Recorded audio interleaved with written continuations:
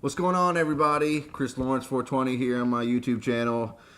And today I have Rusty from Falken on my channel. I really appreciate you coming on, man. How you doing today? I'm doing good, man. Doing very good. It's early. I just woke up. Gonna be a good day. Yeah. Hell yeah, man. As I said, it's great having you on. I got a decent amount of questions here to ask you. If anyone's watching this and don't know a little bit about this, I love bringing people on to kind of get to know them and stuff. Like, I'm a big fan of Rusty and other YouTube. I don't know, I'll call them personnels or whatever. But I enjoy their content, and I think it's really cool when like I don't do this just for to make money or whatever in the hell it is. Like, I do it because I'm a fan and I like to promote, and it's one of my passions, and I think it's really, really cool when you kind of get the person to kind of step out of their not comfort zone, but you get to step out from just always talking about. If anyone don't know, Falken does he does all types of shit, but he also does some stuff with WWE rumors and doing the Raw reviews and SmackDown reviews and pay-per-views. And I always thought it'd be cool if I did have a channel where I could bring on people and kind of get to know them, and also let the fans get to know them a little bit more. Not just fans of my show, but fans of Falken and everything that we do. So, just so people kind of the little backstory, if I should say. Get the behind the scenes stuff going on. Yeah, behind the scenes stuff right now. Yeah, but before we started recording, I know I mentioned to you a little bit about the like I just, one of the first things that draw me to your videos were well, not only because of how different you are, and because anyone that knows me knows I like watching Joe Cronin and JD from New York as among other ones. But I've always liked your videos because to me they were different. They looked different, and also what attracted me to them was the badass guitars in the background, man. Because that's my thing too. I mean, I grew up playing music. My family's huge into music. I've been on tour. I've done a little bit around the block. So I kind of want to get maybe your music a history. I mean, how long have you played, and have you done anything outside of just playing in your house and stuff like that? Yeah, sure. So I'm 42, so I'm like the old man of the internet guard. But I've been playing since I was 16. So I've had a guitar in my hand since I was 16. Was no good at it at all for probably a good 3-4 years. Just kind of dinked around a little bit. Wanted to play, didn't know where things were going, and then somewhere around, I want to say I was 18 or 19, and I got together with a couple friends, and we just sat in the basement and we just dinked around and played, and we had our own little band, and we'd play out shows at like the local youth center and stuff like that we'd put on. That one, my other friend that was in the band, he worked there, so he would put on these shows with other local bands and stuff like that. And this was like, this was super early or late 90s going on in there. So like, the whole Nirvana grunge area, stuff like that, when it was really, really took off, and we're just playing and having fun. And so I started playing guitar, but then they needed a bass player, and my buddy had a bass. And so I started playing bass. If you didn't notice in the videos, right behind me over what is normally my left shoulder, there's a big giant coffin case. It's got a big ass bass in it. Mm-hmm. Big 5-string bass. So I also play 5-string bass as well. So like, not even my whole guitar collection's in the background. Like, I've got probably somewhere in the range of like 7 or 8 guitars, and they don't all show.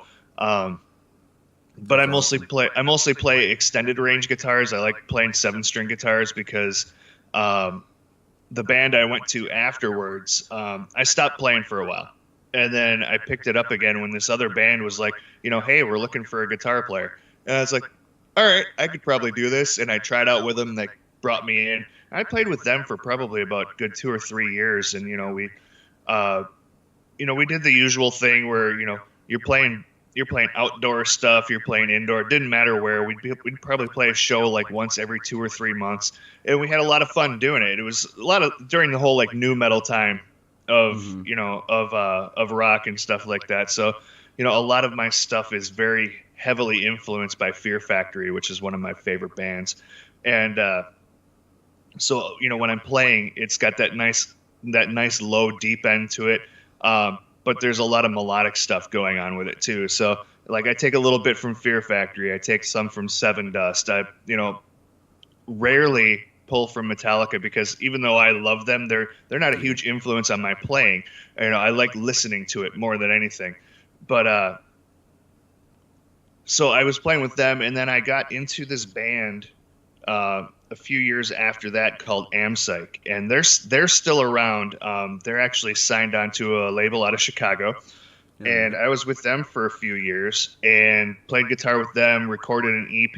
We opened for a ton of different bands. I mean, I've shared a stage with Paul Barker from Ministry before, the guys from 16 Volt, Chem Lab. A lot of different industrial acts. Pretty much, it's kind of like a weird thing. There's a band out of Chicago called Cyanotic. They're starting to really pick up some steam as far as the industrial scene goes. And most people know who Cyanotic is if you're an industrial, and I know Sean personally. And it's I'm not in that band anymore, but I still have ties to like that whole scene and stuff like that from down in Chicago. The whole big Chicago industrial scene is still alive and well. And for me, I like to play, I like to record, I like putting out my own stuff out on my SoundCloud page. Just dinking around with ideas and having fun more than anything now. So I'm not touring or anything or doing anything massive, but I pick up my guitar every day.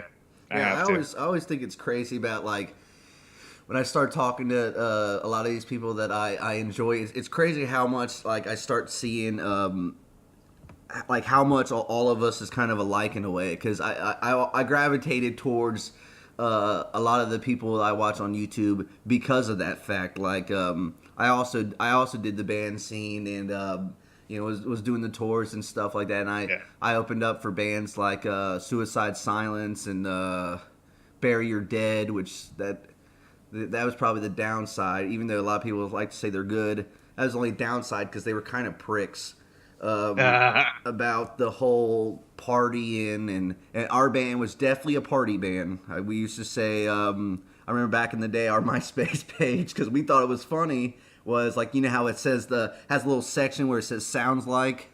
Yeah. We used to put sounds like we need more beer, and we all used to think that was funny. And they didn't really find that, or smoking cigarettes, and they didn't really find that funny. But yeah, and they were straight up wanting to just tell you that you were a dickhead and that you were ruining your life. And I was just like, man, I appreciate the straight edge lifestyle, and if that's what you want to do, that's cool. But just to come in and tell me that I'm a piece of shit and that I'm running my life wrong, and then go, all right, well, you guys are on in 3 minutes. And I was like, exactly. Oh, okay, you know what I mean? But like, I really like that about like doing this interview and stuff like that, is getting to hear that kind of stuff. So so you say that you like to record and do that kind of stuff, and you said that's on your SoundCloud page. Yep, SoundCloud.com/Falken1974. That's awesome. And you were saying that you were a big fan of Fear Factory and stuff like that. So that's if you would say that's kind of around your genre then. Well, for what I'm putting out, no. Like when I play guitar, that's what I do. But a lot of the stuff that I do, it's a lot of electronic stuff out there. So I love synthesizers. Like it's one of those things where it's like I never really played piano or keyboard or anything like that. I know I can, someone says, hey, find C on a keyboard. I can do that, so, I know my way around it. I know my way around the keyboard, but for me with synthesizers and programming and getting all your stuff out there, that's the cool part for me. Like, just making a sound that is the dirtiest, grungiest, bassiest synthesizer in the world and just having fun with it. You know, like what kind of stuff can you get out there? Along with that, you know, the whole with the industrial scene that I was in for the longest time. You know, a lot of it, none of the drums are live. Nobody uses live drums. It's very rare. You know, everything is programmed, everything is recorded, sampled, all that kind of stuff. So for me, getting all that out there and trying to get everything melded into one song, that is the fun part for me. Yeah, and I definitely agree. I was to say, going through like, and that's like my favorite thing about. I know some people would probably say that it's a pain in the ass to do that kind of stuff. That was always the fun part to me, was the mastering and the mixing and being part of that whole process, like being in the record studios or whatever situation I was in. I was always made like sure that I was a part of that stuff. Like, hey, I want to be there for the mastering and mixing. I want to be there to add, you know, synth in there. I want to be part of everything, even if I was a front man in a couple bands, but then my main thing is bass. But like you said, I play a little bit of everything. The only thing I really didn't really get too much into was keyboards. But I bought a, oh man, I'm trying to remember the name of it. I bought one of the Korg synthesizers with the microphones attached to it. The microcord. Yeah, microcord. That's what it is. And and literally, I know I had so much fun in that, but I'm trying to think of what I was gonna go into right after. It's gonna like lead into this. I know what I was gonna say now. You said that you're big into recording and you got stuff on your SoundCloud and stuff like that. Have you always wanted to do, like, to kind of segue this back into your channel, like, did you always want to do, like, a podcasting type thing? How long have you been around, and is this something that that you're as passionate about? So, internet-wise, I've been on the internet since the internet has been a thing. Like, even before the internet was a thing, I was a huge computer nerd. Like, I love computers. Why I didn't get into the whole computer industry earlier, I don't know. But, you know, I was on bulletin board systems out here in Milwaukee, some of the oldest ones. There was actually a huge documentary made out here called The 414s about a bunch of kids who did a bunch of crazy hacking that they shouldn't have done. And one of those guys started up one of the bulletin boards that I was out here, you know, and was on for a very long time, up until the internet became a thing, and then it took out bulletin board systems and stuff like that. You know, so from the dial-up days all the way through now with the broadband stuff, it's like I've seen the whole big change in it. So for me, being on the internet, it's just been a thing. It hasn't been, you know, like I haven't wanted to be like, you know, YouTube famous and stuff like that. I just like doing stuff and being out there and connecting with people. That's my big thing with it. Because from the bulletin board days, that's all it was. It was a way to connect with people that were nowhere near you. You know, when you're 15 and 16 and you don't have a car and you live out in the boonies, but you got a telephone line and you can call out to a bulletin board system. That's what makes it cool. You know, you can connect with anybody. I can connect with people that are, you know, 40 miles away. That's really neat. You know, now it's worldwide. You can connect with anybody. And, you know, once the whole YouTube thing came around, I started that. I want to say it was 2012. I only know I can figure it out by what game was out for Call of Duty that year. I started whenever Modern Warfare 3 was at the end of its life cycle. And then it was when Black Ops 2 came out that I started doing things. I started on YouTube mainly as a gamer, doing the whole gaming thing, trying to get my gameplay out there, watching a bunch of guys like T. Martin and Drifter and Woody's Gamertag and Wings of Redemption, and going, I can do that. That's easy. Why? They're talking on the internet about the game and about their life and about things that they find in the game, and they're getting paid for it. Yeah, I can do that. That's easy. That's like easy time going on here, you know? Because, you know, it's like, you know, I'm at home, I'm a dad, you know, doing the single dad thing, and it was easy stuff for me to do. You know, I play video games every day. Let's record it. Let's get things done. So, you know, then Black Ops 2 came around, and I was recording and putting stuff out every day. And it started off as a joke, right? I think I was like 7 or 8 days in on the cycle for Black Ops 2, and somebody made a joke, man, it'd be funny if you could do this for a whole year. And then I started off my series Black Ops 365. And I recorded and uploaded every day for an entire year over the Black Ops 2 life cycle, and I burned myself out. Like, I wasn't able to do any of the things that I do now. Like, the faster computer helps a ton. It's like, render times were through the roof for just like a 5 to 10 minute video. You'd be sitting there 3 hours later, your video's done and you're trying to render stuff out. I didn't have the best setup or anything like that, but I had a good enough setup in order to do what I needed to do. Or you'd be in the middle of it and the render would crash and you'd be like, oh my God, I'm not going to be able to put up this video today and I'm going to break the cycle. Like, it was really stressful. And I just started dating my wife at the time. So it's like, she didn't understand why I was doing this. She didn't get it. She didn't get the whole thing. She does now. Thank God. She understands why I do this. But I was doing gaming all the way up until April of this last year. And even during Black Ops 2, I was doing a podcast. I was doing a podcast with another friend of mine, and we were talking about gaming, mostly Call of Duty and stuff like that. And I had fun doing it. We would bring on guests from the Call of Duty community, have a lot of fun doing it. And that was what I would do, like, every Monday night. That was my thing. All at the same time trying to watch wrestling too. Like, I'm trying to watch wrestling too. Like, so I'm playing games, watching wrestling, trying to do the pay-per-view thing, which, this is before the era of the WWE network. So it's like, we're paying out the ass for all of our pay-per-views, $40 to $60 a pop, for a pay-per-view, depending upon which one it was. And it's like, you're trying to do all this stuff, all the while not making a lot of money on YouTube, and spending my hard-earned money on WWE on the weekends. So I'm doing all that kind of crazy stuff. I'm trying to catch up through Hulu and things like that.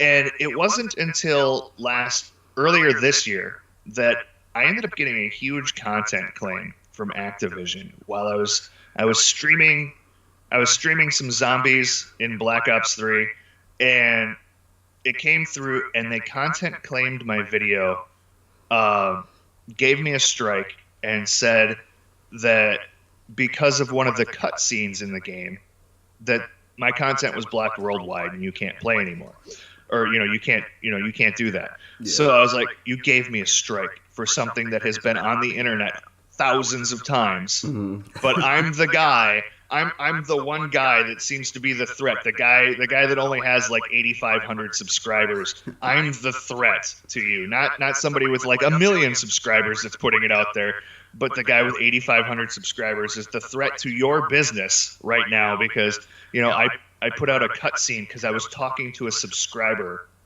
while it was going. Like, I'm in the middle of the stream talking to people. But yeah, so that happened. I got really mad because I was in the middle of doing another 365-day challenge with Black Ops 3. We did it for Black Ops 2. Let's do it for Black Ops 3 again because I actually enjoyed that game. I enjoyed Black Ops 3 a ton. It was a fun game for me up until that point. So I was like, screw it, I'm done. And Activision is dead to me. I didn't even pick up the newest Call of Duty that came out last night, Infinite Warfare or whatever. So I'm not playing Infinite Warfare. I'm not playing Modern Warfare Remastered. I traded in every Call of Duty game I owned. I was like, I'm done. You're I'm that done disgusted? With it. I was that disgusted that they would do that, and I was like, I'm done. Luckily, I got the strike removed from the channel. I went through the whole dispute process, got the strike removed. But I was like, it's just the principle of it. I was like, I'm done with you guys. And that's when I started transitioning more over to WWE. It's like, I love wrestling. I know I can do this. I know I can talk for hours on end and, just talk about wrestling and, my thoughts on the product and how things are going. So I started transitioning over to that, and I started doing it with WWE 2K16. So where I was doing it over gameplay. It's what I was used to. It's what I was, I was doing the whole gaming commentary thing. I was able to get it done. in a short period of time. But then I started going, why am I playing a game? Like, to try to get this awesome gameplay. And then I would go through, pull that out, pull it into Adobe Premiere, record my voiceover, render that out, and then upload it. Why don't I just record it and be done, right? And just start making it me. It's more about having me on the screen talking about the product and get a connection with the fans, because if they see you and see what kind of mood you're in while you're talking, instead of just hearing a voice with a game in the background, they're going to connect with you more. And they're going to want to watch you more, and they're going to understand like your thought process and how you think, and they can see your facial expressions. And it's all about connecting with the fans at that point. And I was like, I'm going to do this. And I started switching over to how I do things now, where I have my face on the screen. And I went through a couple different iterations of graphics and stuff like that, trying to find my way.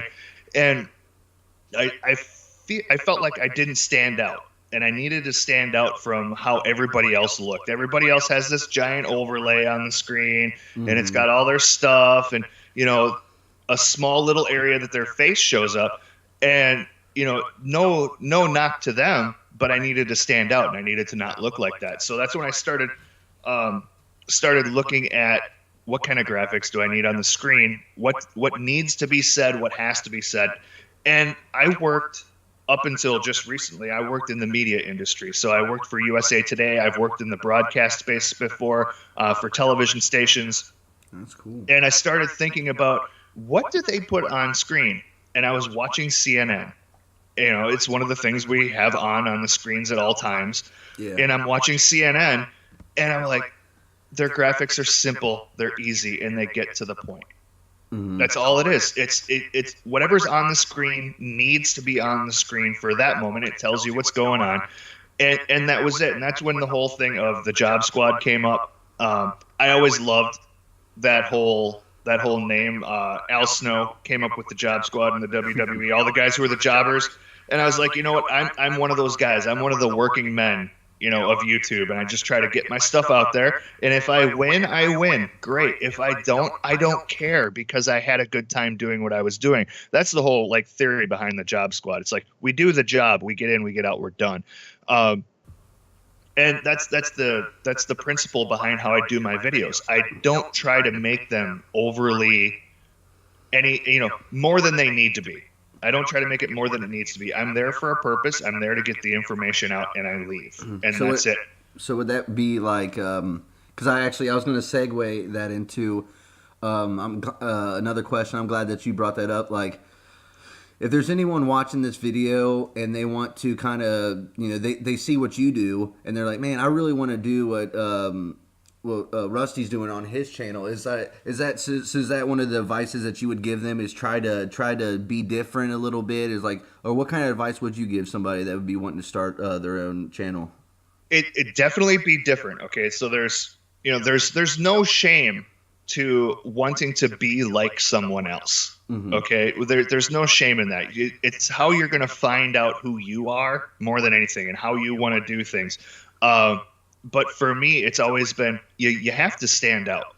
If you don't stand out, you're just another piece of dust hanging out on the table with the rest of the dust that's out there. It's not going to be anything. But if you're a piece of glitter in that dust, that you got something a little bit different that's eye-catching, that's what's going to set you apart, right? You still look like dust, and you're hanging out with the dust, but you're setting yourself apart.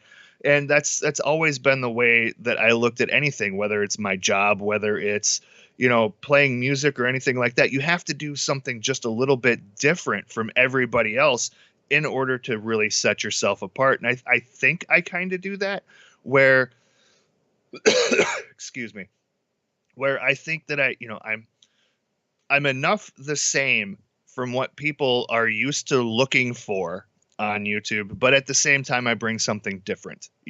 I'm a little bit, I'm easygoing. I don't get fired up. I don't scream at my microphone or my camera, or at least I try not to. I try not to swear as much as possible. I try to keep it friendly for anybody to come into the channel, because I want to reach that wide range of an audience.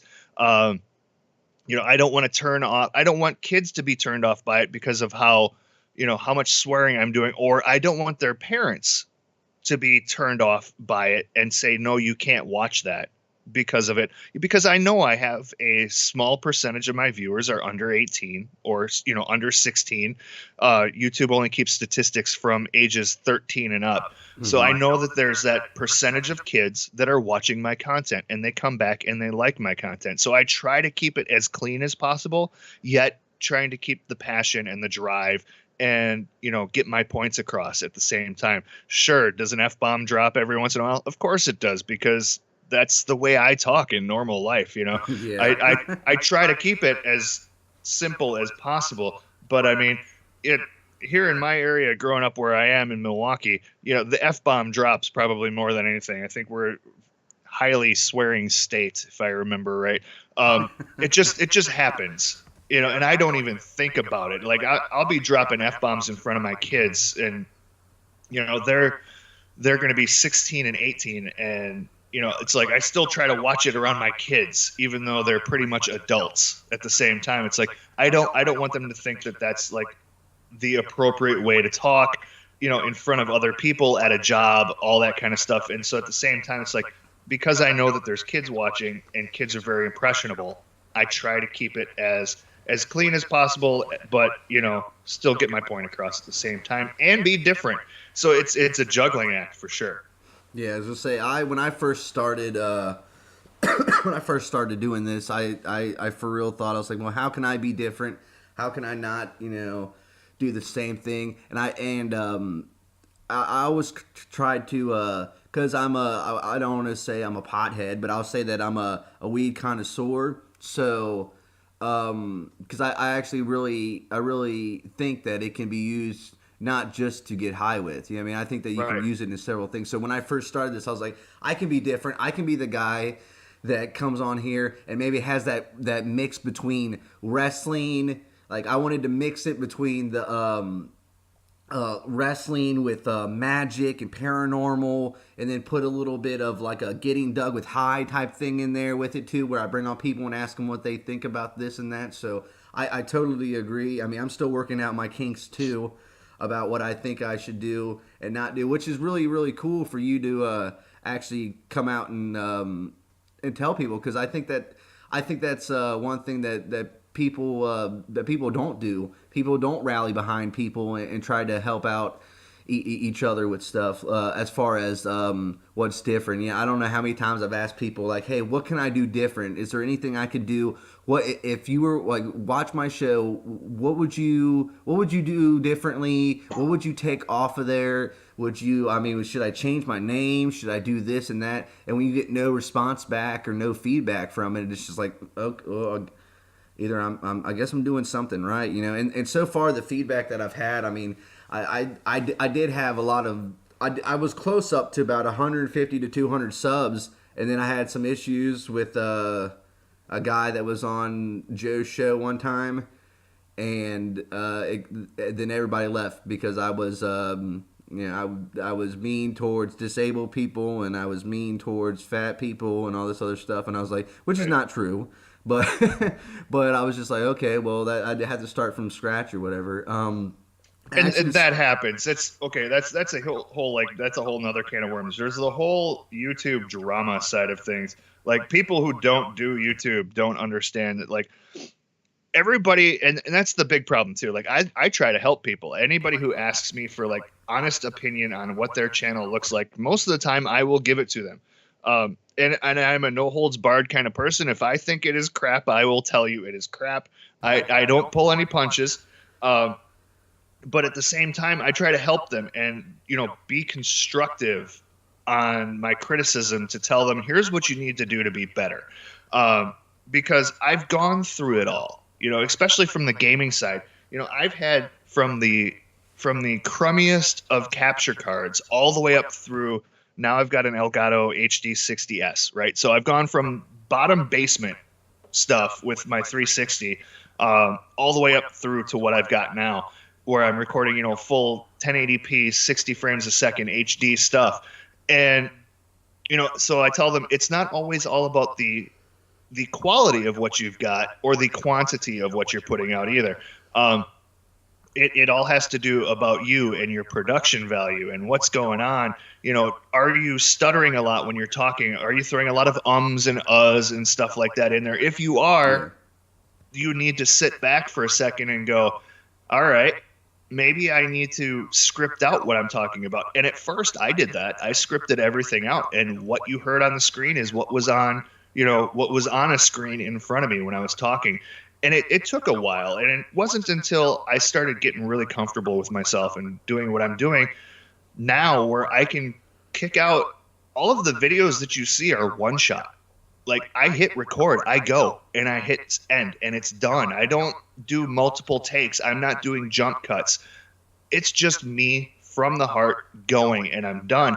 And it's that whole being comfortable with what you're talking, being able to pause for a second, recollect your thoughts, and keep going with the same thought that you just had that really helps you go forward. But like I will go through and help anybody out there because YouTube's that place where everybody's in it for themselves. That's a big thing. Everybody's in it for themselves because it's the biggest introvert work at home program you can work on. Yeah. You can sit at home all day creating all the content you want, putting it out on the internet, and you don't need help from anybody. So nobody wants to ask for that help, or when they do ask for that help, they get really defensive if somebody comes back with a criticism on it. They're all like, "Screw you! My stuff's awesome. I'm sorry I even asked you for your help in the first place." And that's the mindset of what's going on. That would never fly at a job. Yeah. That would never fly at a job. Oh, hey, how'd I do with stocking that shelf full of the cream corn over there in aisle 5? You did crap. You didn't face everything forward the way we showed you how to do it. It's supposed to be done like this. Here, let me show you. And you wouldn't go to your boss, "Screw you, I did a great job. People are buying it anyway." That's not the way it goes, So like when it comes to YouTube land, people are in it for themselves because you can make money at it. You can sit at your computer and play a video game or put your face on the internet or prank somebody, and record it with your phone, or catch somebody, getting a right hook to the face at the outside of, the Cubs Indians game the other night. Which was crazy. I saw that.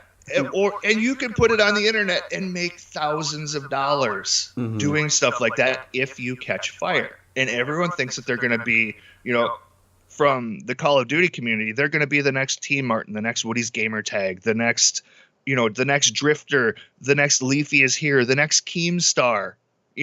That's where they think they're going to go, but they don't understand that these guys have been doing it for a while. They've gone through the ups and the downs. They've gone through multiple things. Guys like Keemstar have been kicked off of YouTube more times than people off The Apprentice. That's crazy, right? He's been through, and he finally found something that sticks, and finally found something that people like, and he rolled with it. And finally did it. But he's been on longer than I have. He was doing stuff with Halo. Before Halo was like, the big thing on the internet. So that's when he's been doing stuff with.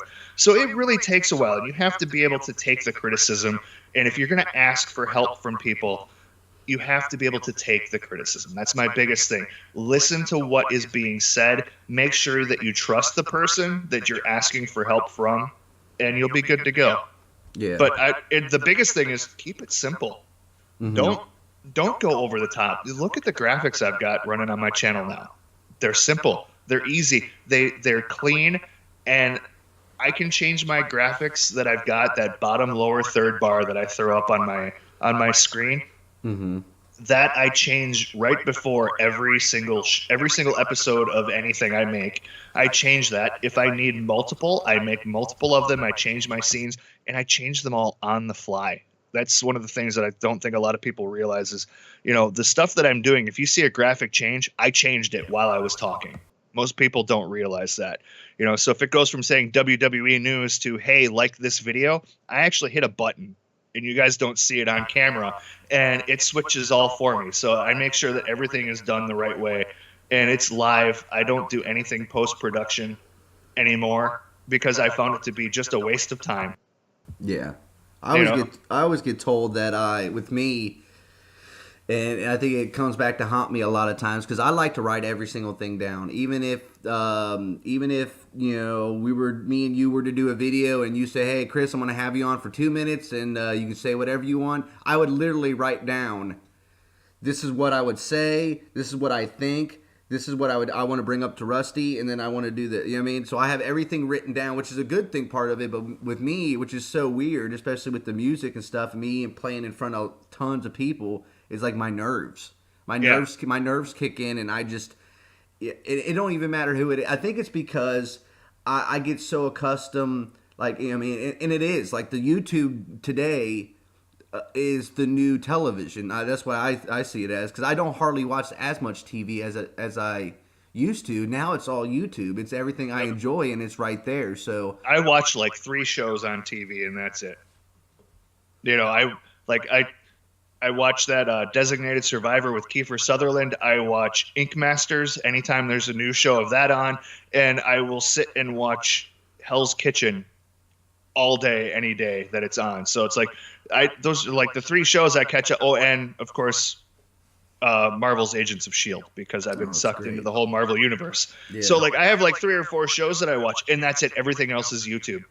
Mm-hmm. Everything else is YouTube. And the funny part is the YouTube that I watch, people wouldn't think that it's like that's the stuff you watch. I don't watch anything that's related to my content. Like I watch JD's stuff on a daily basis when he's putting stuff out there. And I'll have that on the background. I'll listen to Off the Script, in my headphones while I'm doing something else, you know?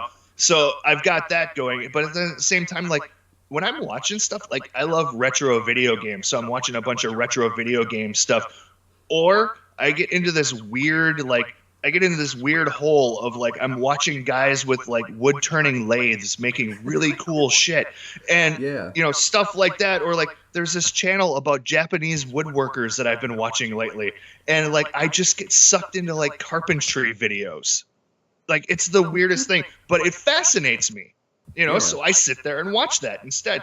Most of the time, if I'm not watching television, I'm watching some stupid video about woodworking, and I don't even do any woodworking. I just watch it and I'm like, that's really cool that these guys can do this, I just say there's a lot of that kind of stuff on there that I mean, if at first it's almost like you look at it and you're like, who would watch something like this? And then you click on it and you're like, this is really cool. And then you just get stuck in that hole. You get stuck in that hole and you look at your watch and it's like 3 hours later and you're like, holy cow, what just happened? I just watched 3 hours of woodworking videos. And we started watching, like, it started off, I was watching a wrestling video and this other thing showed up on the side and I was like, what is that? I get stuck into those. I get stuck into guitar playing videos, stuff about how different guitars are made, how different effect pedals are made, all sorts of stuff. And I just go back and forth. And now, like, it gets to a point where, like, I don't even have to subscribe to most of these channels because it just shows up on my homepage going, hey, you just watched this. They just put up a new video. I'm like, all right, cool. And I go back to it again. I'm like, ugh, I get stuck in it all the time. Brings you back in. Yeah, exactly. Exactly. So, that's my YouTube viewing in a nutshell. It's like, it's random. My YouTube viewing history probably looks really crazy. Like everyone's probably thinking, well, he probably watches a lot of wrestling. Nope, not really. Yeah, I always get told that too. Like, oh man, like, and it is true. It's kind of crazy. Like when I step back and think about it, because I support so many channels, and I don't catch myself all day. I mean, I'll try to switch on and off. Like I'll have my I'll get my Falken fix, and then I'll do I'll go on a Whose Line Is It Anyway. Old Whose Line Is It Anyway I'll watch tons of those, and then I'll jump on Joe Cronin's show, and then I'll watch Attila. What Attila's, their new album just came out, so I've been trying to catch up on what Attila and what they're doing and stuff like that. Or I love watching like I listen to I'll do the Jim and Sam Norton, or Jim and Sam Norton. I can't believe I said that. Jim Norton and Sam Roberts show. Yeah. I listen to that, and then I'll go back to JD, and then what I mean. So I try to mix it out, and then I think it's funny because I have people that would literally tell me like, you just watch, and I don't notice it until someone tells me. It's like, that you just watched 5 videos all about the Hell in a Cell review, Yeah. and it's talking about the same thing. And I was like, but you guys don't understand. Falcon's got a different way of seeing things, and I like hearing his opinion. JD has a different way. Joe does, and I enjoy Matt Morgan and Raj Giri sometimes on Wrestling Inc. because I think having a wrestler do review the show, kind of puts it in a whole different perspective. So like I enjoy that stuff too. But like I was saying, just like there's so much. I try to like that's exactly how my history is too. You get on there like I'm looking up the old Ninja Turtle games and people playing this, or then I look up a guy that's playing acoustic, but he's playing two acoustics at the same time. And people are like, "Why are you watching every single video of his?" And I'm like, "It's just so damn entertaining." It's really cool, yeah. Side note, I'm a huge Matt Morgan fan. I think the Blueprint is amazing. That guy is one of the most underused talents that WWE and TNA ever had their hands on. Oh yeah, they let him. I was the same way. Like when he first came in, and I've always been a huge fan of like I know like sorry people, I know I said I wasn't going to talk about wrestling. I did have 2 wrestling questions down here, but that's one thing I've always liked about wrestling has been I've always enjoyed like the quote unquote smaller guys, but to me when you see that one big guy, especially for him when he came into the WWE, he came in with all these giant fucking people. Like he came in with Lesnar, he came in with Cena. Yeah, Cena, Nathan. I know who you're talking. I know the guy you're talking. I can't Nathan remember Jones. his name. Nathan Jones. Yeah, Orton came in around the same time. He was part of that same crew.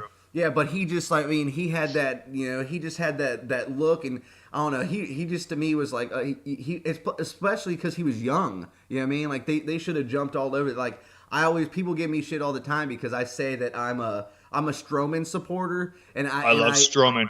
Love Braun Strowman. Yeah, and I see it as because he's a huge dude. Like, I have my little criticisms like, hey, take that fucking shirt off, you know what I mean? So everyone can see how fucking crazy your body is and stuff like that. I have little nitpicks and stuff like that, but I've always enjoyed the larger than life wrestlers because I can't relate to them. And I know that sounds weird because I can't relate to them, but I can't because Sami Zayn and Kevin Owens I can relate to in that aspect of it. But these larger than life big guys like Matt Morgan and the people we're talking about, especially Strowman, I see them and I'm like, man, that you know what I mean? He's a wrestler. Like, you know what I mean? If I see him out somewhere and I walk around, I'm just like, man, you're either a wrestler or you're a football player. You know what I mean? I'm like, you have to be something like that. I said, I just saw him at a house show a couple of weeks ago here in Milwaukee, and it was him against Sin Cara, which we've seen on TV before, right? Yeah. That's nothing new.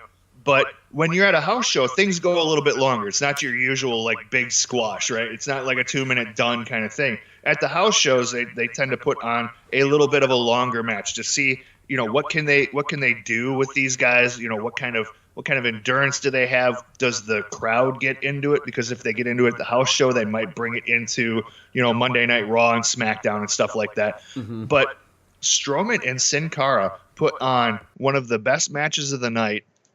And Strowman is a huge, huge man. I was ringside for that match, and he walked right by me. And that guy is huge.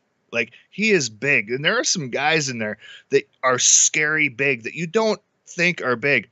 And I'm trying to think of, there was Jinder Mahal, right? Big guy. He's big. Jinder. He is a big guy, but because they always put him up against somebody else who's around his size, it doesn't look like it. He is tall. Like he was in there with Curtis Axel and the Shining Stars and somebody else, and I can't remember who else was in there with him. He's taller than Curtis Axel, and Curtis Axel's no slouch, But Jinder Mahal, like, he's a tall dude. He's like on the same height level as like Big Cass. Yeah.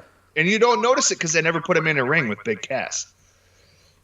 Yeah, to do like the Like the they have to matchup in play the off. face type thing. Yeah, they have to, they have to play off the whole fact that, Big Cass is 7 feet tall, and you can't beat that. He's actually only like 6'10", but, Yeah.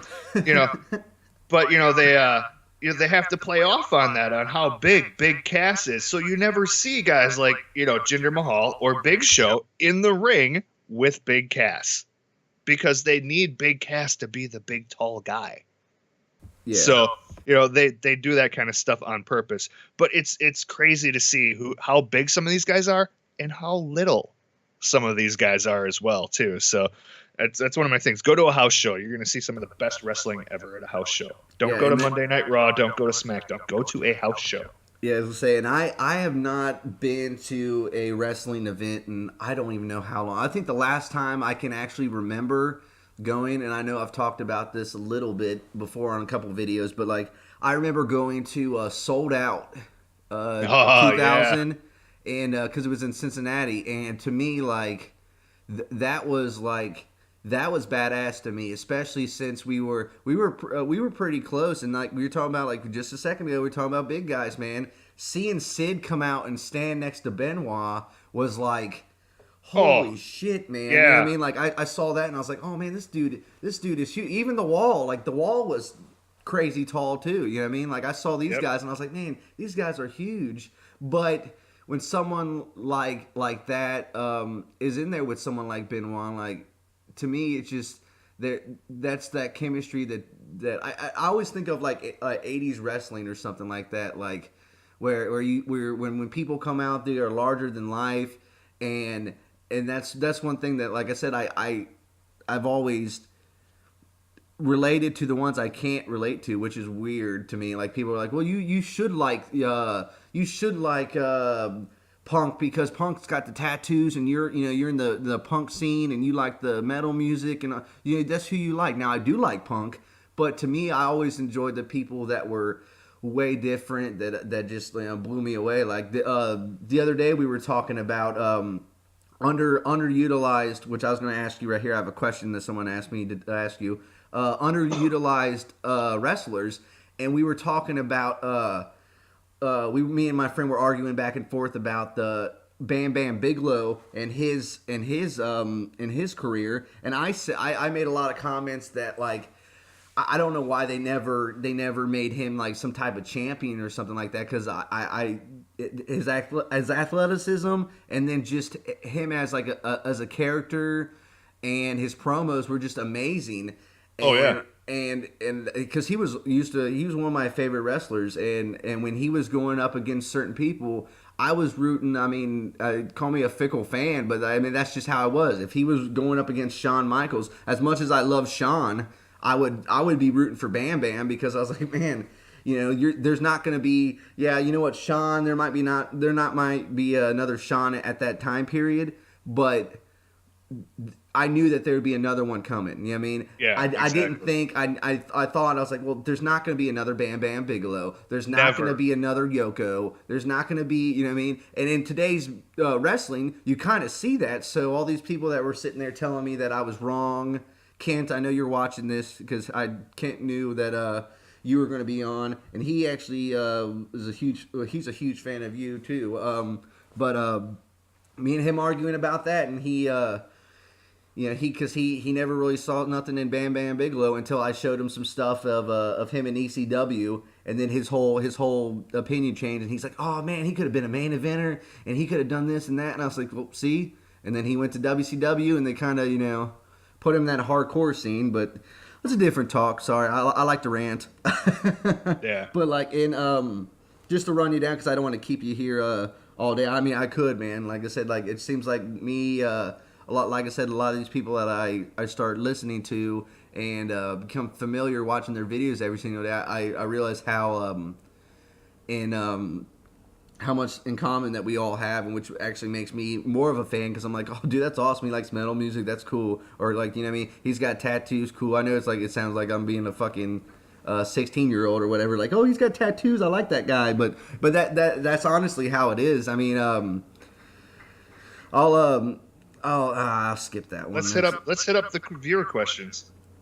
Well, I know Kent at Kent Collins 12, He wanted to know about your underutilized wrestlers. Like, is there a wrestler that that you just seen? I know we were talking about Matt Morgan. He's probably on your list too. But is there a wrestler that that you just think just never got his due that should have?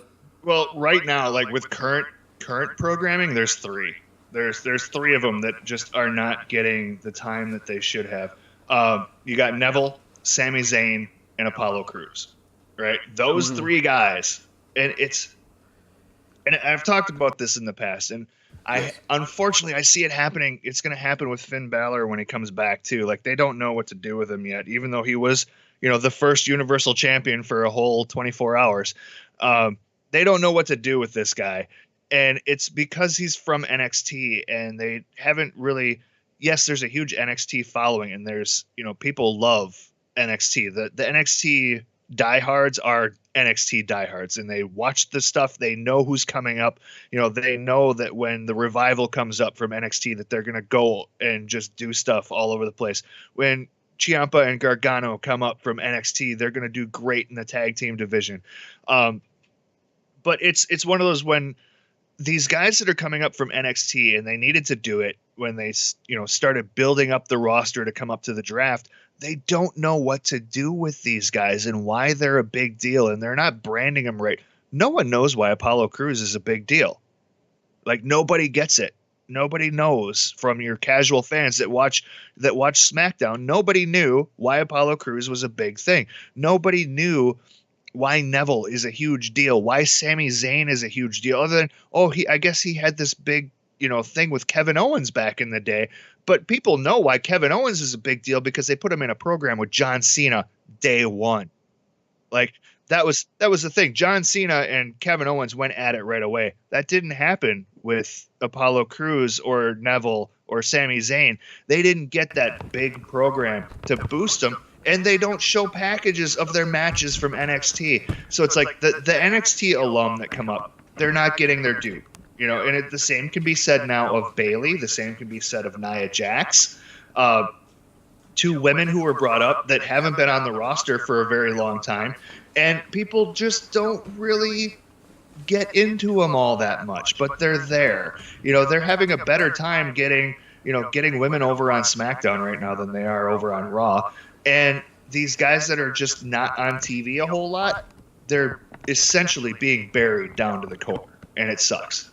And I definitely agree with that. I see, and I think that's one of the things that I relate with you, is because I love the fact that you take that approach to it, where you can tell that it bothers you and you voice your opinion and stuff, but you're also not screaming and yelling and saying that I hope I hope Kevin Dunn dies. And, I hope and all this other stuff, which I totally get. I mean, but do you see that as a problem because of the whole? I don't know if you want to say the casual fans or whatever. Because I had the same thing. My brother loves.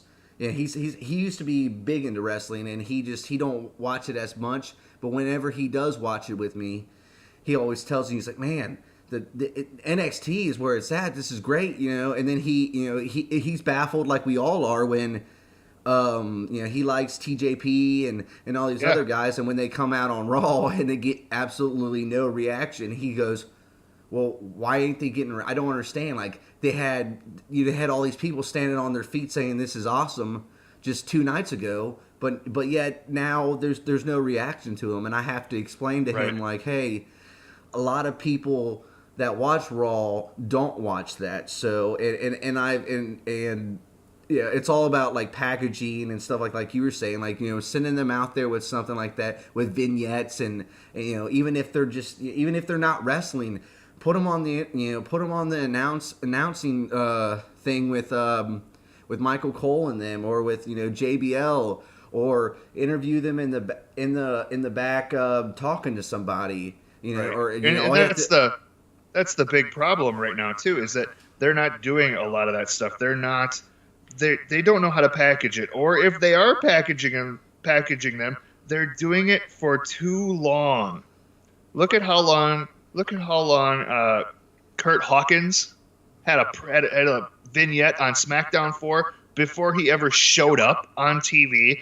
Emma is the same way right now on Raw, where they keep saying, "Oh, Emmalina's coming." They've been doing that for over a month. Yeah. Over a month.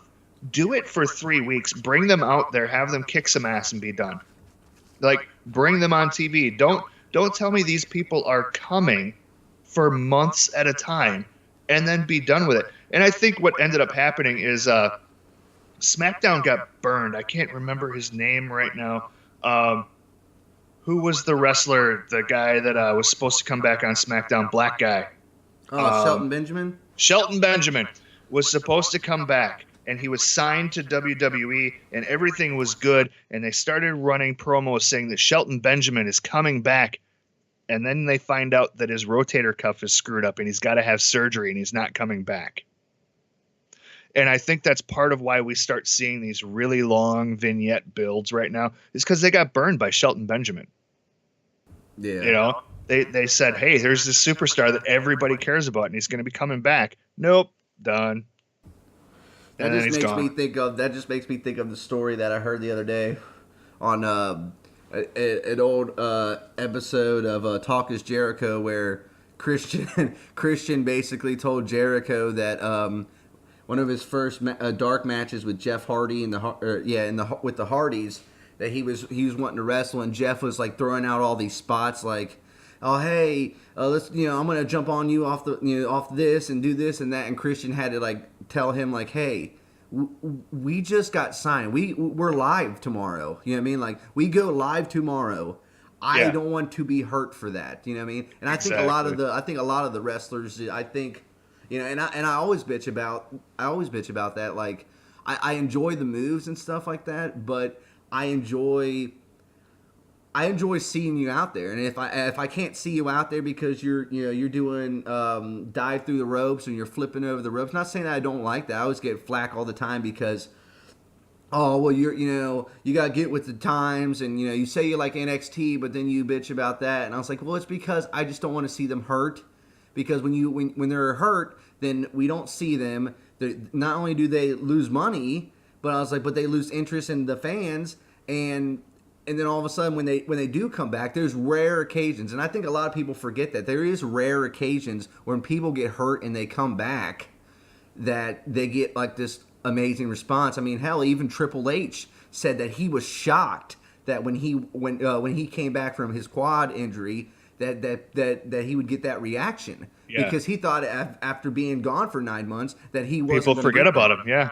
Yeah, exactly. So someone like Triple H, and I tell people that, and they're like, wow, Triple H thought it? I'm like, yeah, Triple H thought it. Triple H thought that. Just think of how these other guys think, but I don't think they think about that. I think they think, well, if, I have to get this done, this spot, I got to make sure that, the crowd pops, and which is good, but I think there's a double-edged sword on that, where it's just like, and I was like, man, you're going to do that, but then you're going to end up hurting yourself, and then I have people tell me, well, half the time if they get hurt, they don't get hurt by doing moves, which is true. They get hurt by a baseball slide or a lockup or a snapmare or something like that, and it ends up tearing their shoulder out. And I'm like, yeah, but if they weren't putting as much pressure to do that, and I've heard maybe you can shed some more light on this. I've even heard at live events that they dial that stuff down. A little bit, because they want to save the big spots for TV, of course, but I mean, you still see people doing suicide dives and stuff like that. Like, it still happens. It's not as much, and it looks like it's probably planned out a little bit more at those shows, but it's definitely toned down a little bit, but it's still like a better show. Mm-hmm. It's odd to it's odd to explain why it feels like it's a better show, but it just is. So And I wanted to ask you real quick, because I know if I don't shout out Mike Beeland's questions at JeterFan35, then he'll give me shit about how I didn't ask or whatever. But now Mike and myself, for the most part, I mean, I'm not a big TV and movie person. I'm the guy that like gets all excited for the movie to come out, and then I'm just like, I can't wait till 8 months from now to where I can see that on HBO or whatever. Exactly. But he wanted to know what kind of like horror movies and stuff. Or actually, I'll just say movies in general. I know that you mentioned that you're a big fan of Marvel and stuff like that. I mean, is like what's your genre specifically? Like if you're gonna go out and watch a movie tomorrow night, what would you prefer? Would you prefer a comedy, a horror movie, or what kind of? Probably an action movie. I actually don't like horror movies. Like getting scared is not my thing. Seeing gross stuff is not my thing. Like if there's an excessive amount of blood on the screen, like I get like queasy. It drives me nuts. So like watching, but there are some old school horror movies. Like Halloween is a great movie. Yeah. You know, it's not gory. It's not a slasher film. It's, you know, it's there to be scary. I think that a movie like Alien is a horror movie. I don't see it as even though it's a sci-fi, it's a sci-fi horror movie. I love the Alien franchise. I love the Predator franchise. But like at any given time, you can see me putting in some sort of sci-fi fantasy movie. Stargate is one of my favorite movies of all time. I will watch it anytime it's on. I think I own it on DVD and on Blu-ray because the DVD just won't play in my Xbox One anymore. So I will watch Stargate anytime that it's there. Lord of the Rings is a huge one for me. I'll actually watch Lord of the Rings before I even watch Star Wars. I'm at that point with it. Like I love the whole fantasy side of things. I was a huge World of Warcraft gamer for a long time. So that whole hobbits and trolls and wizards and shit like that. That's been a big makeup. I played Dungeons and Dragons when I was a kid and stuff like that. So like I will watch Lord of the Rings before Star Wars any day. Like it's just the way I am. I love the movie and I love the the story that gets told through it. And I can watch one movie, wait for a little bit, watch the next, that kind of stuff. The Hobbit, I still like it, not as much as Lord of the Rings. But like it's that whole thing. I could sit for an entire weekend. If my wife is gone, I will watch like the entire series start to finish in one weekend.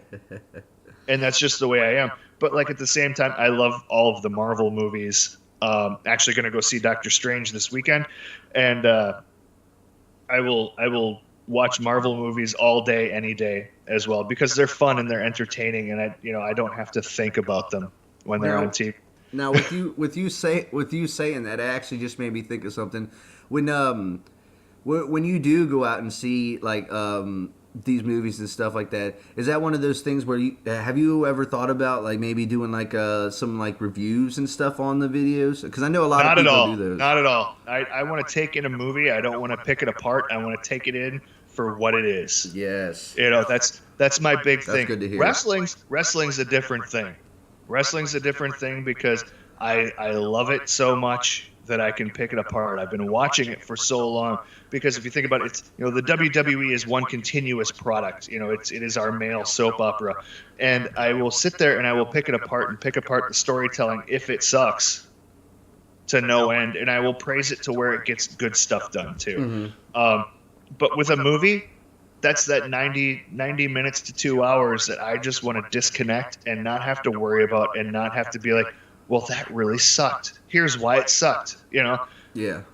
It's not like that for me. It's, I don't have, with wrestling, it's short segments that I can take notes on and remember. With a movie, that is a long 2-hour story arc, that you go through act 1, act 2, act 3, and how did they get from the start to the finish, and where is everything put in? I'm not the kind of guy that should be out there criticizing a movie.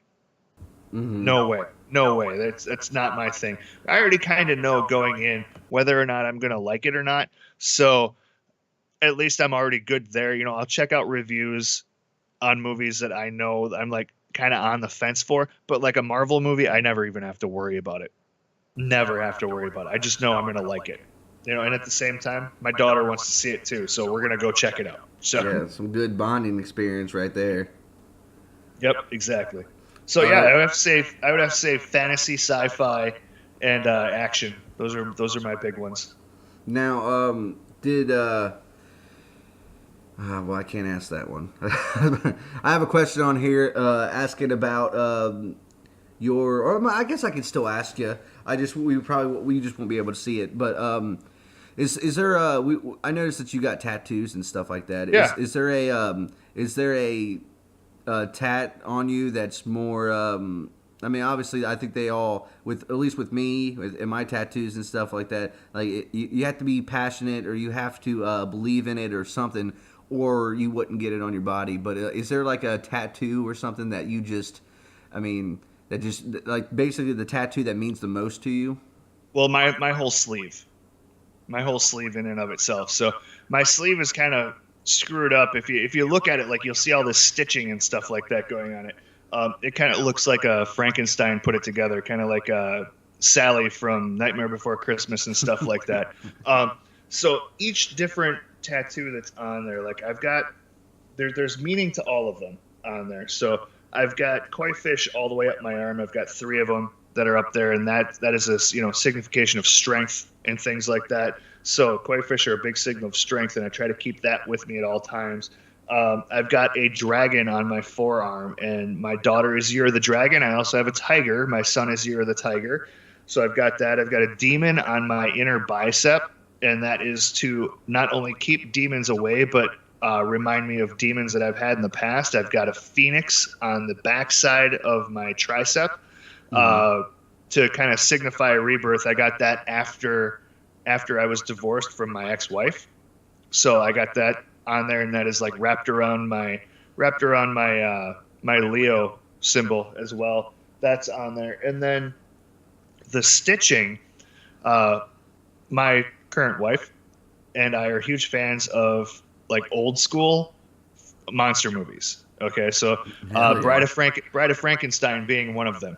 So the stitching is all on there, to be significant of Frankenstein and Bride of Frankenstein. And in the inside, in my elbow pit area there, there's a patch of like greenish zombie skin-ish kind of thing. Kind of looks like Frankenstein's skin.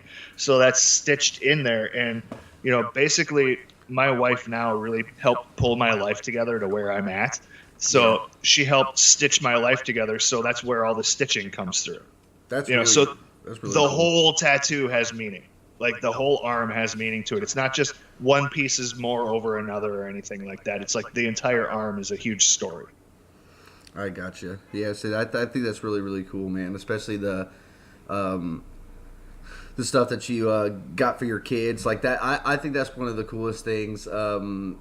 Like I can understand people not getting spouses and stuff like that because you never know how things will work out. When people get stuff for their kids, I'm just like, man, that is so cool because what better way of showing how much you appreciate or care about somebody when you got that on them or whatever. But I actually have a cool different idea that I got from Mike, and I'm going to steal it right now. I'm going to fire off some names and some things, and I want you to get like maybe like a word or a sentence to kind of and this is going to be everywhere. This is going to be everything from wrestling to movies to music to everything. I'm going to throw it all in there and just whatever the first thing that comes to mind, because I thought I've never done that with anybody, and I thought that maybe you would get a kick out of that. So lightning round, let's go. Alrighty. First, Vince Russo. Vince Russo, great in the Attitude Era, not too relevant today. Billy on the Street, Billy Eichner. No idea. He does this show on True TV. I only threw that on there because they had a new season coming up, and maybe someone would want to know that. Fun fact: I don't have cable, so.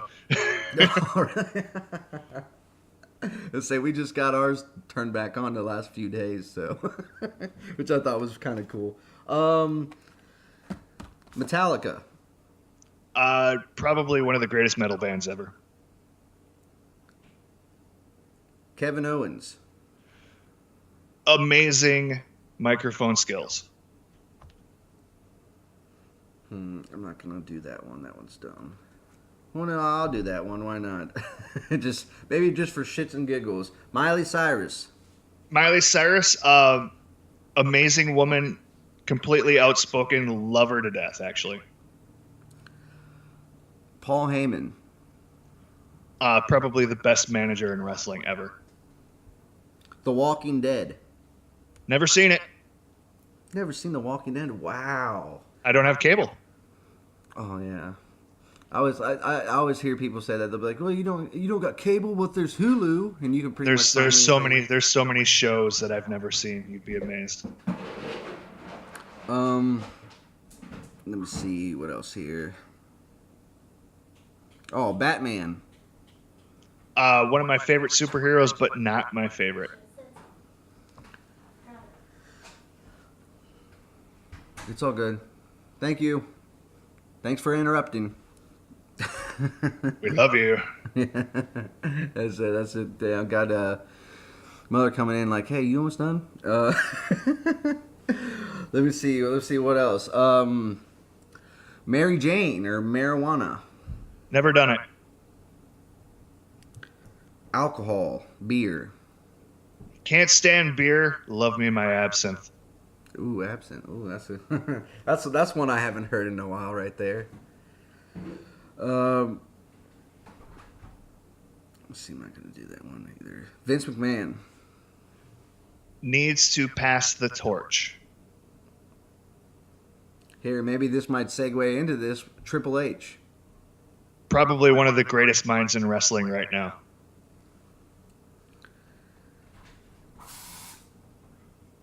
Okay. Jamie Justa.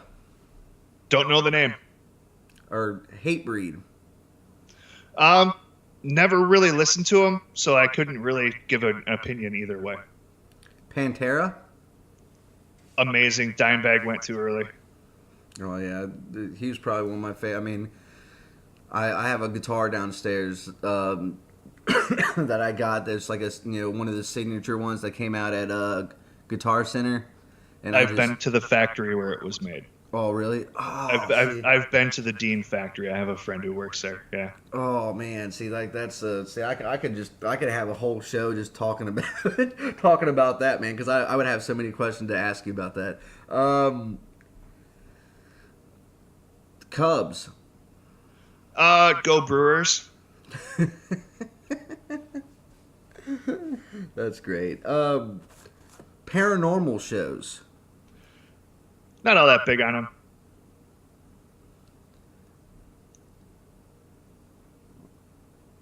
Chris Jericho.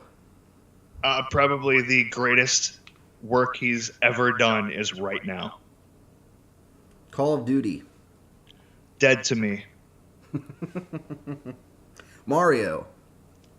As in Super Mario? Super Mario.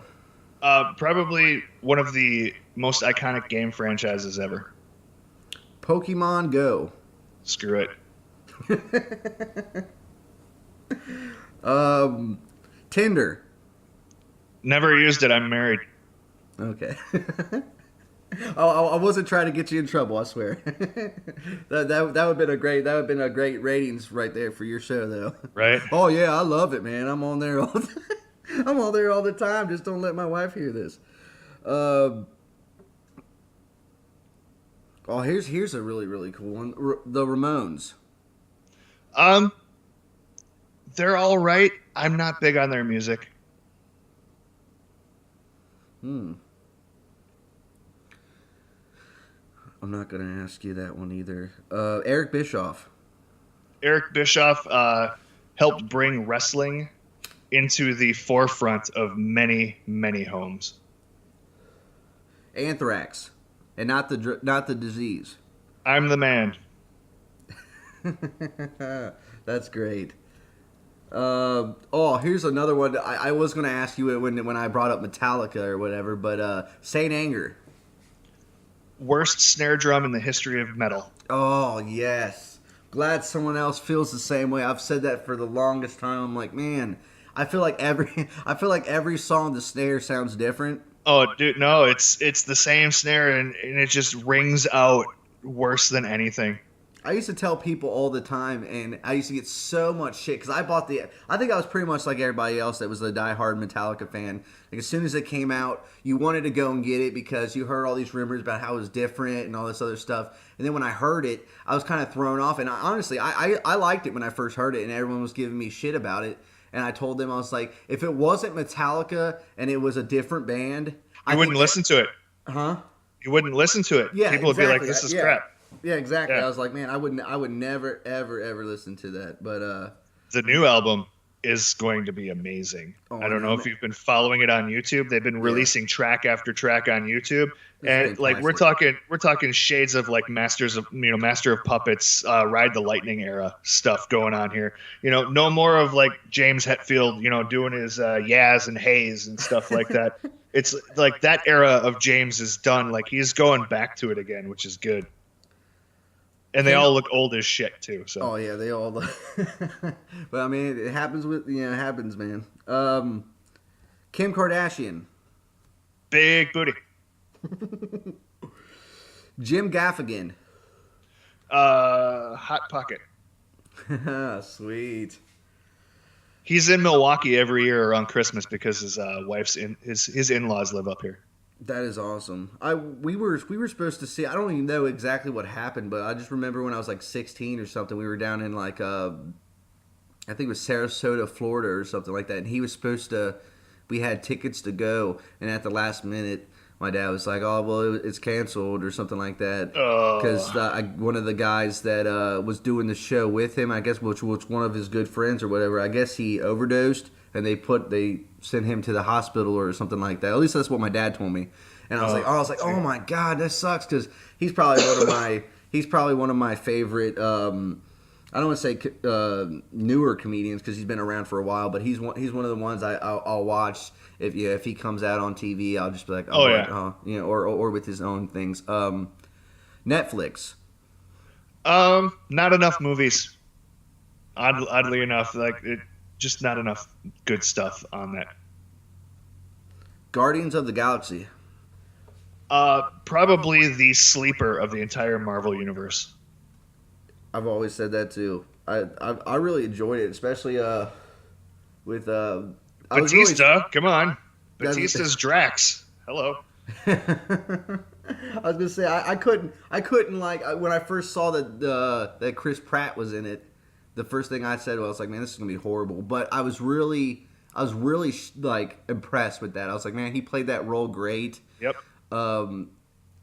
And the fact, and I love the soundtrack. I thought that was great too. That the soundtrack that they used for that was pretty cool. I mean, I just being biased and liking metal, I probably would have liked a couple. You know what I mean?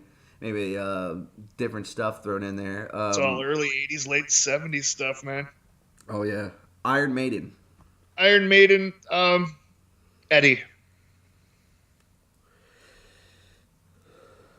Grunge. Love Soundgarden. Soundgarden, sweet. Maybe any I'm trying to remember the name of the. For me, it's usually Soundgarden, Alice in Chains, and Nirvana are like my big three. Like Pearl Jam, I'm okay with, but like it doesn't compare to any of those other three. I'm gonna say I've never been a huge Pearl Jam fan. I mean, I appreciate the hell out of them, but I something about maybe it's like I'm weird when it comes to vocals and stuff, man. Because I've also done vocals myself, so I always get that stigma of where people come up to me and say, "Well, I don't understand how you like As I Lay Dying, but you don't like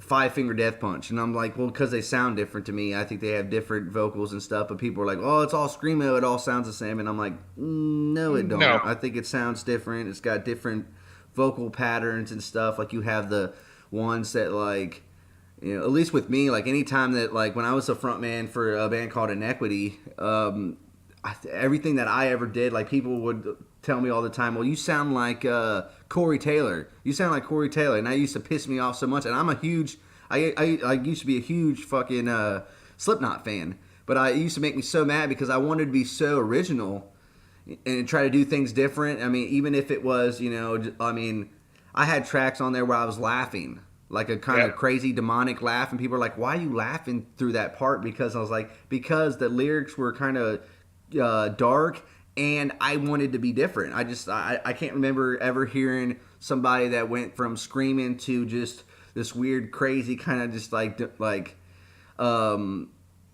killer laugh that you would see in some type of like horror movie. You know what I mean? Like Exactly. And that's what I always thought would be kind of cool. Well, since I brought it up, Slipknot. They're all right. Not my favorite. Kanye West. Screw that guy. Good answer. I'm not gonna do that one either. I'm literally going down these lists because someone sent me a list of a bunch of names, and I'm not gonna. There's some of these people on here because you said that you don't watch TV. I don't think that you would even know. Well, no, I mean maybe some of these you would know. Michael Strahan. Michael Strahan, great football player. Oh hell yeah. Pete Rose. Needs to be in the Hall of Fame. Agreed. Especially because I'm from Cincy, so.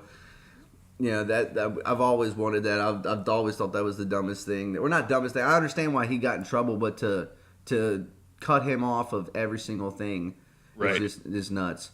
Hulk Hogan. Hulk Hogan. Hopefully someday he won't have controversy around him.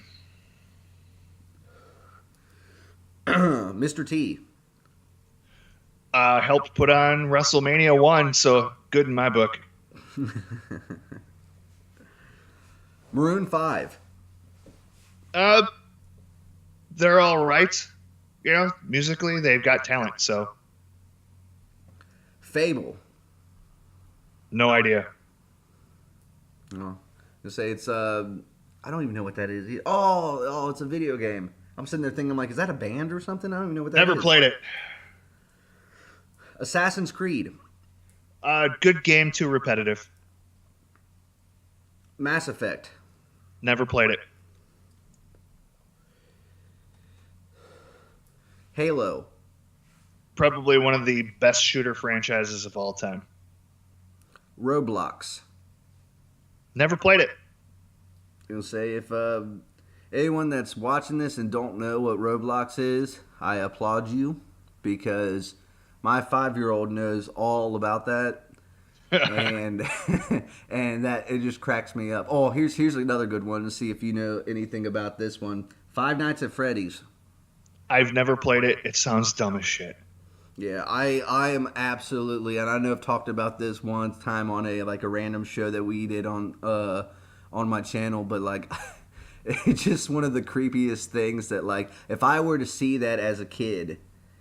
Back in the day, that would have scared the shit out of me because it's animatronics that open up their mouths and scare people and basically try to kill people. And your whole objective is to try to stay, shut the doors and keep the lights on and stuff like that. And I just, I don't know. It's just to me. Sorry, I had to go a little rant on that because I'm like, oh my gosh, it drives me crazy. He just like, Daddy, can I play Five Nights at Freddy's? And I'm like, no. How about we play this or that? And he'll be like. No, Roblox or Five Nights at Freddy's. And I'm like, oh, man. So I'm in that stage of trying to get him into that kind of stuff. Parenting. Parenting? Yeah. Hardest job in the world. Skateboarding. Busted my knee up on it doing it many years ago. Jackass the Show. From what I hear, they're coming out with another movie. No, see, I haven't even heard that either. Yeah. Stephen King's remake of It. The remake? No, Yeah, we don't need a remake. Give me Tim Curry as Pennywise or nothing. Yes, I'm a enjoy the original type of person as well. Green Day. Green Day probably helped solidify easy music. Well, here's one that like it's more of a question than it is, but I was just gonna say two of them they kind of segue into both. Rock and Roll Hall of Fame. Somebody that's not in there that you would like to see in there.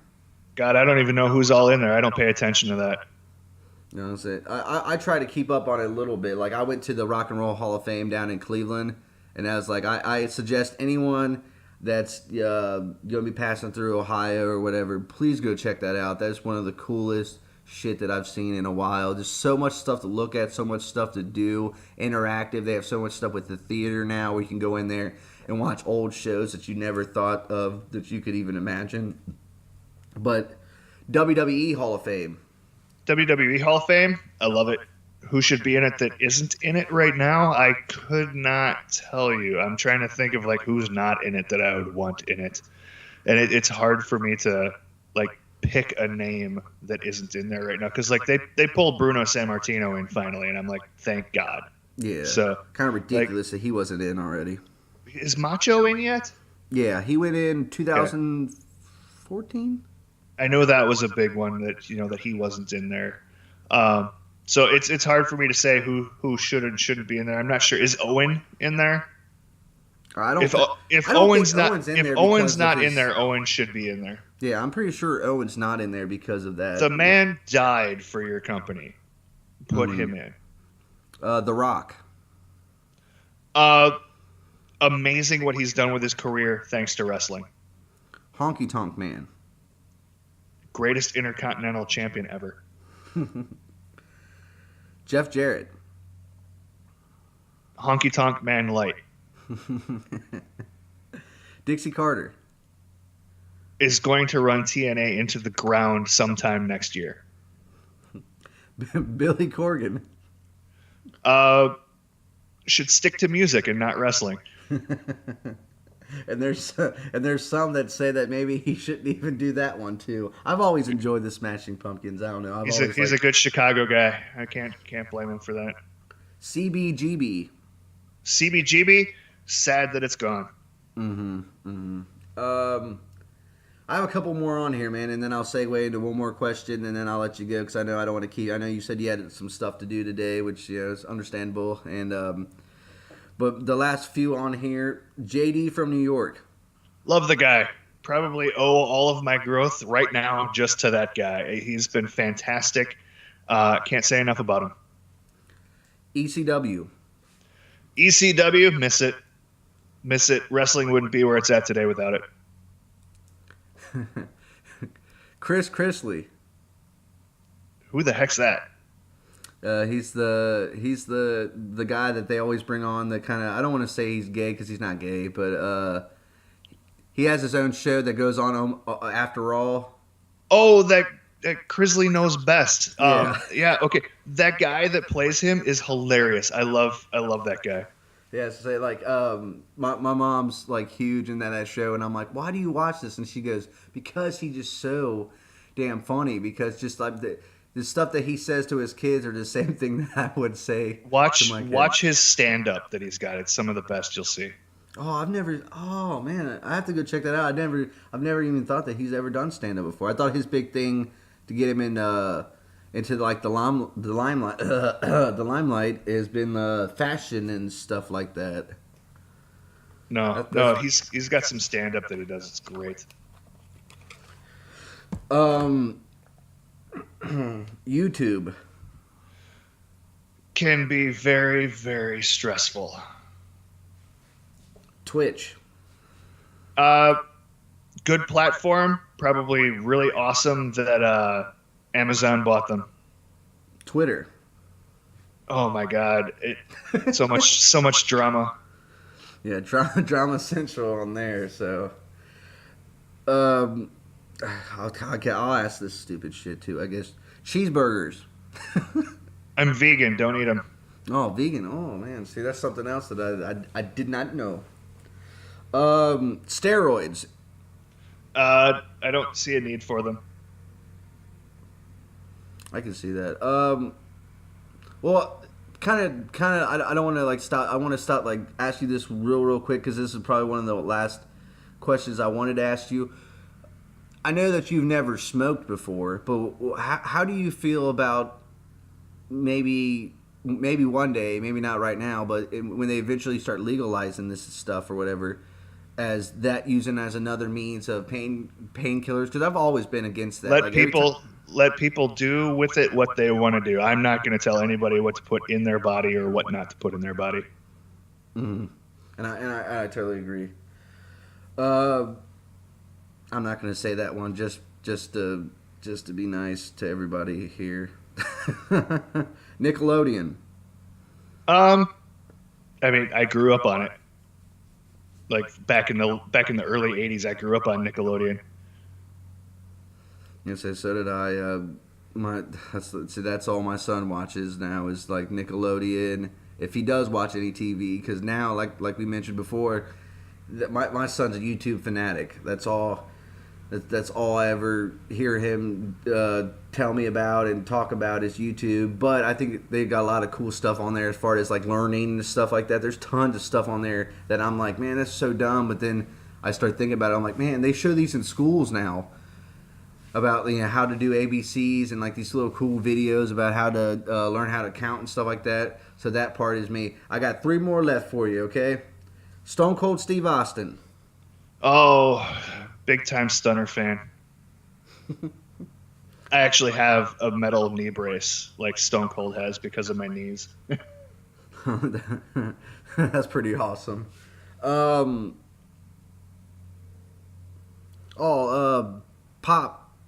I don't even know what that means. Oh, Soda? I think they're talking about the figurines, maybe Pop. Oh, Pop toys. Love them. Yeah. Love my Pop toys. Got a whole big stack of them behind me. Your choice in computers. Oh, PC over Mac all the way. PC over Mac, sweet. And the last one, which I wanted to save this one for because, especially with the stuff in the news and stuff here lately or whatever, just to get your kind of like opinions on Paige and Alberto Del Rio. I wish all the best to them because we won't see Paige on TV ever again for WWE. I'm almost guaranteeing that. All right. Well, I'll one more. I'm sorry. One more. Eva Marie. She tries. I've said it from the day one. I've said I was like, hey, she has so much heat for just coming out there. As far as a wrestler, no, don't. I wouldn't. I mean, if she wants to go try, then go have it. She can go try. But I've always said like, if people didn't know now because they kind of messed up on that and they didn't go any further with Roman. And the storyline with Bray and his kids and stuff, I really wish that they would have done something with that, like where Bray's kind of either reading to his kid or something, and he didn't know he was there or something. I thought that would have been cool, but like to me, I'm just like, man, if I could do anything, I'd turn Roman heel and put Eva Marie with Roman and have them be the 2 most hated people ever in pro wrestling. Oh, for sure, it'd be so much fun. Yeah, I mean, and then just have her parade like you never appreciated him. I appreciate him now, and that kind of stuff. Well, same thing. Like I always think that too. So, and real quick, the Total Bellas. I don't need that show. I can't explain to people. There's still a lot of people that just think that show is 100% legit. Well, Total Bellas, more than likely, yes. Total Divas, I don't need. I mean, it's a giant propaganda machine to get people to get women to watch WWE. Yeah. Is what it is. It's to get more women watching WWE so that they can see these people, these females that are in there and what they can do in the ring, and maybe they'll see their favorite from the show in there. They need to drop the diva stuff. Like, it's gotta stop. Mm-hmm. And I harp on it every week. So. Oh yeah, I know. And before I let you go, this probably will be my last question because this is something that's been in the news and all around. I don't want you don't have to tell me your political views and stuff like that because honestly, it's one of those things where I don't even really care how. If you are for Hillary or you're for Trump, it doesn't matter because, in my opinion, I think we're screwed either way. But when it comes to the whole guy talk and the locker room talk and stuff like that, do people, in your opinion, especially in the wrestling business, like I went on a rant a while back on Twitter because there was all these women wrestlers coming out saying that like that stuff does not exist. You know that men don't talk that way, and it's, you know, and they've never heard that in the wrestling business and stuff like that. And I'm sitting there going, and I kind of like related that with Daniel Bryan and Total Bellows, because I was like, they're making Daniel Bryan look like he's like some so sensitive. I mean, he probably is a sensitive guy, but they're making him overly sensitive and overly. They're playing up his depression. Is all. Yeah, they're playing that up and stuff like that. So like, but for some of these women wrestlers to come out and say, "Oh, men don't do that," I'm sitting there going, "Really? You don't think back in the day when he first met Brie?" And they were, you know, they had that stigma of sleeping with the boys and all this other stuff like that. That when they did get in a relationship and she did walk out of the room, you don't think that he turned to Orton or a couple of the young guys there and said, "Oh yeah, I tapped that shit," you know what I mean, or whatever it is, you know what I mean? And I think that's so funny that some of these women wrestlers and other women are coming out saying that this stuff does not happen. Like, I mean, you as a guy, like, I mean, I think can more relate to the fact that stuff happens. I mean, is that just all hearsay, or is that something that you know that stuff does exist? Because I do the same thing myself. So it does happen, and as guys, we need to be better about it, I think. Because, you know, we see what it does, like, you know, not just from a political standpoint, but like. Okay, to say that the wrestlers don't do it is a bunch of crap. There is a video of John Cena, Nikki Bella, Brie Bella, and Daniel Bryan at I think a Wizard World panel somewhere for a Comic-Con somewhere. They're at some sort of panel, and they ask John Cena what his favorite thing to eat is, and he says, "She's sitting right next to me." No lie. In front of an entire crowd, and Daniel Bryan goes, "Yeah, I probably would have said the same thing if I was asked that question too." Yeah. So don't tell me the locker room talk doesn't happen. It does happen, but at the same time, as guys, we need to be aware and we need to be better about it, and we need to realize that yes, that kind of stuff, like, women aren't just objects, and they're not just there to please us, you know, that they're their own people. So, you know, it does happen. Yeah, to say that it doesn't happen it would be ignorant. It does happen. And any guy who says he's never done it is lying. They've all done it. It's when you realize that you've done it and you made a change to make yourself better. And women do it too. And women do it too. Women do it too. And it's once they realize that they're doing it and went, "Oh my God, I probably shouldn't have said that." That's what makes them a better person. Mm-hmm. When you realize that you did something wrong, you make a change to make yourself better. That's what makes you a better person. I agree. And like I said, man, Rusty, I really appreciate you coming on and just, you know, shooting the breeze and talking to me. Like I said, I've been a fan of you since someone referred me to you, and I just. Man, I enjoy your content, and I enjoy how different, like you were saying, being different and stuff like that. I enjoy how different everything is as far as the logos, how your approach on the wrestling business itself, and everything like that. So, like, in that aspect of it, I really appreciate everything that you do on your channel and stuff. And like I said, I started this channel to get to know the people that I actually watch and stuff like that. As much as Jimmy Fallon or you know, getting Doug Benson and all these other guys that interview people like that, you know, they just want their fans to get to know them a little bit more. And this experience has really opened up a lot of things for me, because I feel like I'm even more of a fan now, because I see how much we have in common. I see how much that you are a real person, and everybody that wants to say, well, he's fake and he's this or he's that, you know what I mean? I like doing this kind of stuff because you do get to see, you know, that you're just like everybody else, and you're not just some guy on YouTube that's just ranting about this and that you do know your stuff, you know what I mean? I don't think that people would watch your videos if you didn't know, you know what I mean? If you came on there after that last Raw that we watched and said, this is the best show I've ever seen in my life, and you know, it's, you know, I've always enjoyed the Halloween I get people shows. unsubscribing like crazy. Yeah, exactly.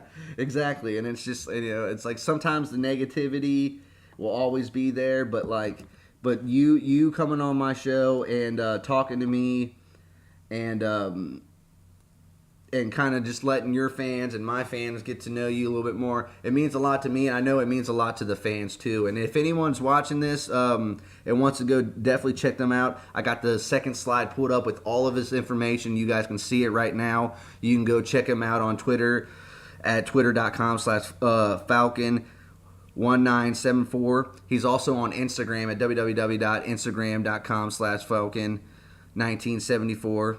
Also on Facebook.com/Falken1974A, just so you guys know that.